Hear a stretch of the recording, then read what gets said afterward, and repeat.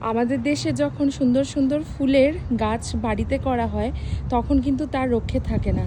মানে ওই ফুলের গাছ থেকে ফুল চুরি হবেই হবে, 100% শিওর।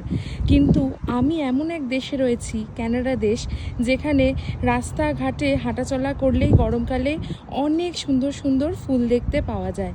কিন্তু এমনই এই দেশের নিয়ম বলতে পারো বা সুশৃঙ্খলা বলতে পারো, কেউ এই ফুলগুলোর গায়ে অযথা হাতও দেয় না, ছিঁড়ে নষ্ট করে না।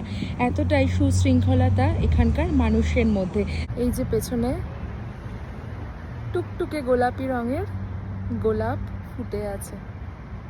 দেখো, আমি এক জায়গায় এসেছি, সেখানে এত সুন্দর রানী কালারের ছোট ছোট গোলাপ ফুল রয়েছে, পুরো ভরে আছে। আমি দেখছি এখন পাপড়ি অনেক ঝরে গেছে, তাহলে ভাবো তার আগে কত সুন্দর করে এখানে ফুলগুলো ছিল।